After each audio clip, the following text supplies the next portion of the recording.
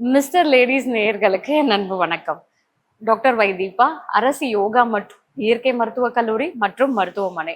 இன்னைக்கு பார்க்க போற டாபிக் என்னன்னா, இந்த கிட்னி பேஷண்ட்ஸ் எல்லாருக்கும் என்ன மாதிரி கஞ்சி எடுத்துக்கலாம், என்ன மாதிரி ஜூஸ் எடுத்துக்கலாம் அப்படின்றத பார்க்கலாம். யூஸ்வலா கிரானிக் கிட்னி டிசீஸ் அப்படின்றவங்களுக்கு நமக்கு வந்து அந்த ஃபில்ட்ரேஷன் வந்து அஃபெக்ட் ஆயிருக்கும். அதனால நம்மளுடைய ரத்தத்துல சீரம் கிரியாட்டினும் பிளட் யூரியா லெவல் அதிகமாகவே இருக்கும். ஸோ இது வந்து என்னன்னா நம்மளுடைய ஃபில்ட்ரேஷன் அஃபெக்ட் ஆயிருக்கு அப்படின்றது தான் ரிஃப்ளெக்ட் பண்ணுது. ஸோ இதுல நிறைய ஸ்டேஜஸ் இருக்கு. அதுல ஆரம்ப கட்டத்திலேயே நம்ம வந்தோம் அப்படின்னா யோகா இயற்கை மூலயமா நம்ம ரொம்ப ஈஸியா நம்மளுடைய யூரியா கிரேட்டின் லெவலை நம்ம கம்மி பண்ணி நம்ம கிட்னி பாதிப்பை ஏற்படுத்தாம டயாலிசிஸ்க்கே போகாம நம்மளால தடுக்க முடியும். இவங்க எந்த மாதிரி உணவுகளை அதிகமா சாப்பிடணும் அப்படின்னு பாத்தீங்கன்னா, கண்டிப்பா சோடியம் கம்மியா இருக்கணும். உப்பே இல்லாம சாப்பிட்றவங்க நிறைய. ஆனா அது அவங்களுக்கு ஒரு விஷயம் சொல்றேன், நீங்க உப்பு இல்லாம சாப்பிட்டீங்க அப்படின்னா கண்டிப்பா நமக்கு ரிஸ்க தான் கொடுக்குறோம். ஏன்னு கேட்டீங்கன்னா, உப்பு நமக்கு வந்து சோடியம் குளோரைடு அப்படின்றது நமக்கு தேவை. அது நமக்கு கரெக்டான அளவு இல்லை அப்படின்னா, நமக்கு அதோடைய லெவல் கம்மி ஆயிடுச்சு அப்படின்னா நமக்கு வாமிட்டிங் சென்சேஷன் ஜாஸ்தி இருக்கும். உடல் ரொம்ப சோர்வாவே இருக்கும். பாத்தீங்கன்னா அவங்க ரொம்ப டயர்டா இருப்பாங்க. என்ன சாப்பிட்டாலும் எனக்கு வாமிட் வருது, ஒமட்டல் அதிகமாவே இருக்கு, ரொம்ப டயர்டா இருக்கு அப்படின்னு சொல்லுவாங்க. அப்படின்னா நமக்கு சோடியம் குளோரைடு இதோடைய லெவல் ரொம்ப கம்மி ஆயிடுச்சு அப்படின்னா தட தடன்னு ஆயிடும். அதனால உப்பு இல்லாம சாப்பிடுறீங்கன்னா தப்பு. ஒரு நாளைக்கு 1 கிராம்ல இருந்து 1.5 கிராம் நம்ம எடுத்துக்கலாம். அப்படின்னா எவ்வளவு கேக்குறீங்களா? 2 சிட்டிகை தாங்க. அப்ப நம்ம காலையில மத்தியானம் நைட்டு, காலையில ஒரு சிட்டிகை, மத்தியானம் ரொம்ப கம்மியா, நைட்ல ஒரு சிட்டிகை, இந்த மாதிரி ஜஸ்ட் பிஞ்சஸ் மட்டும் நம்ம எடுத்தாலே போதும். இது 1.5 கிராம் இருக்கும். இதை சமைக்கும் போது சேர்க்க கூடாது. சமைச்சதுக்கு அப்புறம் சாப்பிடும் போது நம்ம போட்டா போதும். அதே மாதிரி பாத்தீங்கன்னாக்கா பொட்டாசியம் ரொம்ப கம்மியாவே இருக்கணும். முடிஞ்சா பொட்டாசியம் ஃப்ரீ டயட்டை எடுத்துக்கிட்டோம் அப்படின்னா ரொம்ப ஈஸியா நம்மளுடைய கிட்னி ஃபங்க்ஷனை நம்ம ரொம்ப அழகா நம்ம மெயின்டைன் பண்ணலாம். டயாலிசிஸ்க்கே போகாம நம்ம எப்படி blood sugar, blood cholesterol, blood pressure எல்லாம் நம்ம மெயின்டைன் பண்றோமோ அதே மாதிரி நம்மளுடைய உணவு பழக்க வழக்கங்கள் மூலயமா ரொம்ப ஈஸியா நம்ம இதையும் கண்ட்ரோல்லயே வச்சிருக்க முடியும். ஸோ அப்ப அதுக்கு என்ன அப்படின்னு பாத்தீங்கன்னாக்கா, பொட்டாசியம் கம்மியா எடுத்துக்கிறது நல்லது. இல்ல பொட்டாசியமே நம்ம அவாய்ட் பண்றது ரொம்பவே நல்லது. அடுத்தபடியா பாத்தீங்கன்னா புரோட்டீன், அதுவும் வந்து லோ டு மாடரேட் புரோட்டீன் நம்ம எடுத்துக்கலாம். புரோட்டீனே இல்லாம சாப்பிட்றதும் தப்பு. ஏன்னு பாத்தீங்கன்னா இவங்களுக்கு நிறைய புரோட்டீன் லீக்கேஜ் இருக்கும். யூரின் வந்து பாத்தீங்கன்னா நொறையா போவாங்க. அது என்ன இண்டிகேட் பண்ணுதுன்னா நமக்கு புரோட்டீன் லாஸ் ஆகுதுன்றத இண்டிகேட் பண்றது. அப்போ நீங்க புரோட்டீனே எடுக்காம இருந்தீங்கன்னாலும் தப்பு.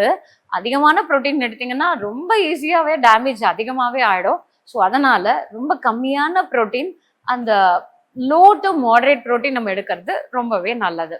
ஸோ அப்போ என்ன மாதிரி சாப்பாடு இல்ல கஞ்சி எடுத்துக்கலாம் அப்படின்னு கேட்டீங்கன்னா, இந்த கருப்பு கவனி அரிசி இருக்கு இல்லைங்க, அதுல அதை நல்லா சாதமா வடிச்சிடுங்க. அதை அரைச்சி கஞ்சி மாதிரியும் நம்ம வச்சு குடிக்கலாம்.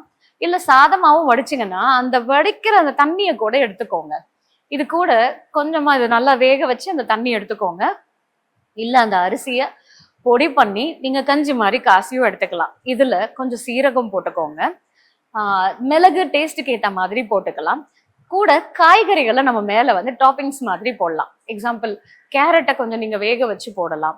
அதே மாதிரி பாத்தீங்கன்னா தண்ணி காய்கறிகள்லாம் இருக்குல்ல, இந்த சொரக்காய், பீர்க்கங்காய், புடலங்காய், இந்த மாதிரி காய்கறிகளை குட்டி குட்டியா நீங்க அதை கட் பண்ணி போடும்போது நீங்க அந்த கஞ்சி குடிக்கும் போது நடுவில் ஒரு கிரன்ச்சியான ஒரு இது டேஸ்ட் வரும். ஸோ அது உங்களுக்கு சாப்பிட்றதுக்கும் ரொம்ப பிடிக்கும், அதே நேரத்துல சத்தானதும் கூட. இது என்ன பண்ணும் அப்படின்னு கேட்டீங்கன்னா, நமக்கு வந்து நல்ல ஒரு ஃபில்லிங் எஃபெக்டை கொடுக்கும், எனர்ஜி லெவலை அதிகமாக்கும். இதுல இருக்கக்கூடிய ஆன்டி ஆக்சிடென்ட், அதுவும் பாத்தீங்கன்னா இந்த கருப்பு கவனி அரிசியில நமக்கு நிறைய அந்த ஃபைபரும் இருக்கு. இது நமக்கு நல்ல ஃபில்லிங் எஃபெக்டையும் ஏற்படுத்துது. நம்மளுடைய சுகரை கண்ட்ரோல் பண்ணும். ஏன்னா கிட்னி ஃபெயிலியர் இருக்கிறவங்களுக்கு பெரிய இதுவே வந்து பாத்தீங்கன்னா பிளட் சுகரும் பிளட் ப்ரெஷரும் தான். அதுல நம்மளுடைய பிபி அதிகமாகிறதுனால தான் நமக்கு கிட்னி டேமேஜஸே அதிகமாக ஏற்படும். இப்போ இந்த மாதிரி கஞ்சி எடுக்கிறது மூலயமா நம்ம ஃபர்ஸ்ட் சுகரையும் பிபியும் கண்ட்ரோலுக்கு வந்துட்டு அதுக்கப்புறமா நமக்கு கொஞ்சம் கொஞ்சமா கிரியாட்டின் கண்ட்ரோல் ஆகிறதுக்கு இது ஹெல்ப் பண்ணுது. அடுத்தது வந்து பாத்தீங்க அப்படின்னாக்கா, நம்ம இந்த வரகு வந்து எடுத்துக்கலாம். பொதுவாகவே மில்லட்ஸ்ல நமக்கு வந்து நிறைய பொட்டாசியம் இருக்கு, ஃபைபர் இருக்கு. ஆனா அதுல நம்ம கொஞ்சம் வரகு கம்மியாகவும் அதே நேரத்துல நம்ம ஒயிட் ரைஸையும் சேர்த்து நம்ம எடுக்கும் போது, அதாவது கைக்குத்தல் அரிசியும் சேர்த்து எடுத்துக்கலாம். இதோட சேர்த்து நம்ம கஞ்சியா நம்ம வச்சு வந்து சாப்பிடலாம்.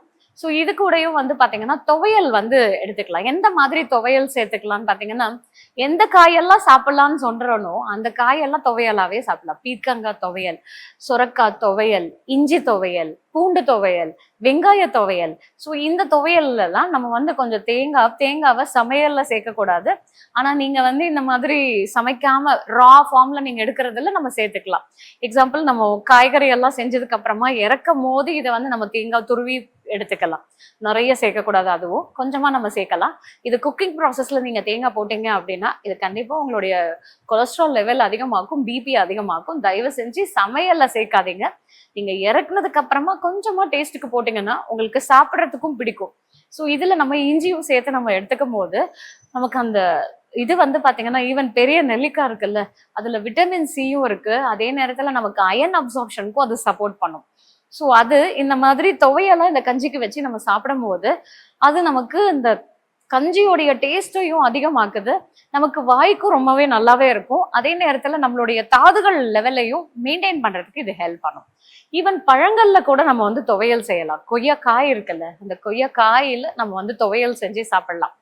அதே மாதிரி அந்த இது இருக்குல்ல, பெரிய நெல்லிக்காயில துவையல் செஞ்சு சாப்பிடலாம். ஸோ இந்த மாதிரி காய்கறிகள்ல கேரட் துவையல் சாப்பிடலாம். இன்னொரு இது சொல்றேன், சைட் டிஷ். வெண்டைக்காய் எடுத்துக்கோங்க. அந்த வெண்டைக்காயில நான் அந்த தலைய சீவிட்டு நடுவில் அப்படியே ஒரு கோடு போட்டீங்கன்னா உள்ள இருக்கக்கூடிய விதைகள் எல்லாத்தையும் எடுத்துருங்க. இதுல கேரட்டை நல்லா துருவி, கொஞ்சோண்டு பீர்க்கங்காவையும் அந்த நல்லா துருவிட்டு, சுரக்காவையும் நல்லா துருவிடுங்க.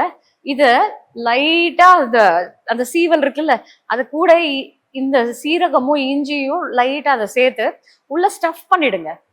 சுவைக்கு ஏற்ற மாதிரி கொஞ்சமா உப்பு போட்டு இதை வேக வச்சு அப்படியே கொடுத்தீங்கன்னா அவங்க அதை சாப்பிடும் போது அதுல ஆயிலும் இருக்காது. வெண்டைக்காவை அப்படியே சாப்பிட்றது ரொம்ப நல்லா இருக்கும். உள்ள நீங்க ஸ்டஃப் பண்ணி இருக்கிறது அவ்வளோ சுவையாகவும் இருக்கும். ஸோ அப்போ அவங்களுக்கு பிடிச்ச மாதிரி நம்ம சமைக்கும் போது அவங்களுக்கு அந்த ஒமட்டல் இல்லாம அந்த சாப்பாட்டோடைய இதை விரும்பி அவங்க சாப்பிட்றதுக்கு ஹெல்ப் பண்ணும். அதே மாதிரி இது இருக்குல்ல, தேங்காய் பால் எடுத்துட்டு அதுல கொஞ்சமா நம்ம கேரட்டையும் கலந்து அந்த கீர் மாதிரி அவங்களுக்கு கொடுக்கலாம்.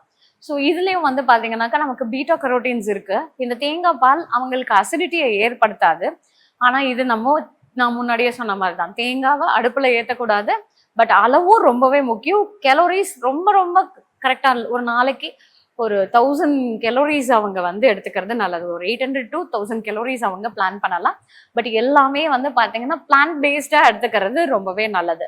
ஸோ ப்ரோட்டீனுக்கு வந்து பாத்தீங்கன்னாக்கா நம்ம ஒரு நாளைக்கு ஒரு குறைஞ்சது ஒரு 10 கிராம்ஸாவது எடுத்துக்கலாம். அதுல வந்து பாத்தீங்கன்னா அந்த பச்சை பயிறு முளைக்கட்டி கொஞ்சமா வேக வச்சு சாப்பிடுங்க. டெய்லி 2 முட்டை சாப்பிடுங்க, வெள்ளைக்கரு மட்டும். அதே மாதிரி இது இருக்குல்ல, கொண்டக்கடலை, கருப்பு கொண்டக்கடலையும் நம்ம முளைக்கட்டை வச்சு அதை வந்து நம்ம சாப்பிடலாம். ஸோ இது எல்லாமே ஒரே நாள் நம்ம சாப்பிட முடியாது. ஒவ்வொரு நாளைக்கு ஜஸ்ட் ஒரு 1 or 2 ஸ்பூன்ஸ் அளவுக்கு தான் வரும். ஸோ அதை மட்டும் நம்ம எடுத்துக்கிட்டாலே போதும். ஸோ அது நமக்கு அந்த ப்ரோட்டீனை நமக்கு கொடுக்கும். ஸோ இந்த மாதிரி உணவு விஷயங்களோட சேர்த்து நம்ம காய்கறிகள் வந்து எப்படி எடுத்துக்கணும் அப்படின்னு கேட்டிங்கன்னா, இந்த நீர் காய்கறிகள்லாம் சாப்பிடலாம்னு சொன்னேன்ல, அதுல அந்த தோலெல்லாம் சீவிட்டு காய்கறியை கட் பண்ணி லைட்டா தாளிக்கிறதுக்கு மட்டும் கொஞ்சமா ஒரு 2 drops எண்ணெயை மட்டும் போட்டு சின்ன வெங்காயத்தோட வதக்குங்க. அதுல அந்த தண்ணி வரும். அந்த தண்ணியை பிரிச்சு எடுத்துட்டு அதுக்கப்புறமா அதுல கொஞ்சம் சீரகமும் மிளகு இஞ்சி அது கூட கொஞ்சம் லைட்டா பெப்பர் உப்பு சுவைக்கேற்ற மாதிரி அந்த லைட்டா ஒரு பிஞ்சு மட்டும் போட்டு நம்ம அந்த நேரத்துக்கு எடுத்துக்கலாம். சமைக்கும் போது நம்ம உப்பு சேர்க்க கூடாது, சாப்பிடும் போது லைட்டா அதை போட்டுக்கலாம். ஸோ இந்த மாதிரி உணவுகள்லாம் எடுத்துக்கிட்டாங்க அப்படின்னா அவங்களுடைய ஃபில்ட்ரேஷனும் நல்லா இம்ப்ரூவ் ஆகும். அதே நேரத்தில் அவங்களுக்கு நல்ல ஸ்டாமினாவும் இம்ப்ரூவ் ஆகும். ஸோ அந்த பாடி கொஞ்சம் எனர்ஜெட்டிக்காக வந்துருச்சு அப்படின்னாலே அவங்களுக்கு ஒரு நல்ல ஒரு கான்ஃபிடென்ட் இருக்கும். ஸோ அதே நேரத்தில் அவங்க இந்த கிட்னி ஃபங்க்ஷனை திருப்பி ரெக்கவர் பண்ணி கொண்டு வர்றதுக்கு அவங்களுடைய மென்டல் ஹெல்த்தும் சரி ஃபிசிக்கல் ஹெல்த்தும் சரி ரொம்ப அருமையாகவே இம்ப்ரூவ் ஆகும். இயற்கை மருத்துவத்துல ரீனல் பேக் அப்படின்றது இருக்கு. இந்த ரீனல் பேக்கை டெய்லி 1 மணி நேரம் இதை போடுறது மூலயமா நமக்கு கிட்னிக்கு போகக்கூடிய ரத்த ஓட்டத்தை அதிகமாக்கும். இது என்ன சயின்ஸ் தெரியுமாங்க? நம்ம கிட்னிக்கு பிளட் ஃப்ளோ அதிகமாச்சுன்னா, அதாவது ரீனல் ஆர்டரியோடைய சப்ளை ஜாஸ்தி ஆச்சுன்னா, இட் இஸ் டைரக்ட்லி ப்ரொபோர்ஷனல் நம்மளுடைய கிளாமுலர் ஃபில்ட்ரேஷன் ரேட். ஸோ இது வந்து இதை இம்ப்ரூவ் பண்ணும். இப்போ இது இம்ப்ரூவ் ஆச்சு அப்படின்னாலே அது ஆட்டோமேட்டிக்கா நம்மளுடைய யூரின் மூலயமா யூரியா கிரியாட்டினை உடம்புல இருந்து வெளியேற்றிடும். ஸோ அப்போ அதுக்கு இந்த கிட்னி பேக்கை டெய்லி 1 மணி நேரம் நம்ம போடுறது ரொம்பவே அவசியம். நம்ம மருத்துவர் ஆலோசனை பிரகாரம் இந்த உணவுகளையும் நம்ம இந்த சிகிச்சைகளும் கண்டிப்பா ஃபாலோ பண்ணணுங்க. ஏன்னா நமக்கு சில நேரத்துல சுகர் ரொம்ப ட்ராப் ஆகும், பிபி ரொம்ப ட்ராப் ஆகும். இல்ல அந்த ஃபிளக்சுவேஷன்ஸை சரி பண்றதுக்கு மருத்துவருடைய மேல் பார்வையில நம்மளுடைய சிகிச்சை முறையா இருக்கட்டும், உணவு முறையா இருக்கட்டும், இதை ஃபாலோ பண்ணோம் அப்படின்னா கண்டிப்பா நம்மளுடைய கிட்னி ஃபங்க்ஷனை நம்ம ரிவர்ஸ் பண்ண முடியும். இன்னும் இந்த மாதிரி நிறைய ஹெல்த் இன்ஃபர்மேஷனோட உங்களை அடுத்த வீடியோல சந்திக்கிறேன். நன்றி, வணக்கம்.